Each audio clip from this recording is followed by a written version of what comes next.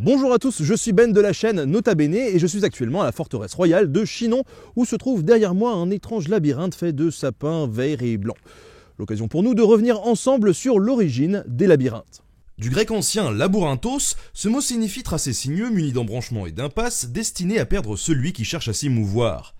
Le premier motif de labyrinthe remonte à la préhistoire et figure dans une tombe sibérienne datant du Paléolithique, gravée sur un ivoire de mammouth. On retrouve par la suite, de manière étonnante, des représentations de labyrinthes à travers de nombreuses civilisations sous des formes variées.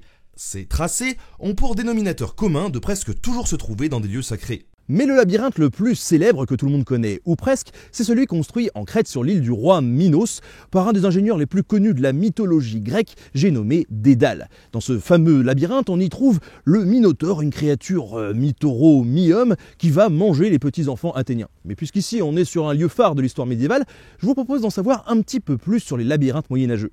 Lorsque le christianisme se développe, au lieu d'effacer ces tracés représentant des symboles de rites du passé, l'Église les récupère et décide de les mettre en valeur au sein des cathédrales. La structure courante est une forme circulaire avec 11 anneaux concentriques.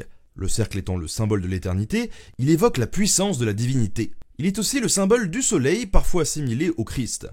Le plus célèbre exemple se trouve à la cathédrale de Chartres, où se trouve un labyrinthe de 12,89 m de diamètre dans toute la largeur du pavage de la nef principale.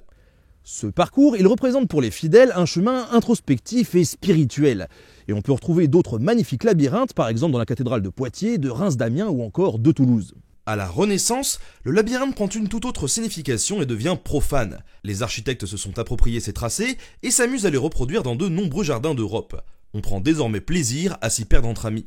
Le nôtre, le célèbre jardinier du château de Versailles, créa un énorme labyrinthe qui fut malheureusement détruit quelques années plus tard. En tout cas, les jardins à la française s'inspirent également de cette mode. On peut voir à Villandry, aux Tuileries, au jardin du Luxembourg, à Vaux-le-Vicomte et ailleurs, de nombreux jardins inspirés de tracés sinueux et géométriques.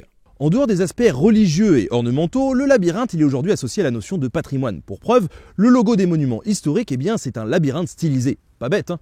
Et voilà, j'espère que cette vidéo vous a plu. Si c'est le cas, n'hésitez pas à la partager. On se retrouve très bientôt pour une nouvelle vidéo à la forteresse royale de Chinon. À bientôt.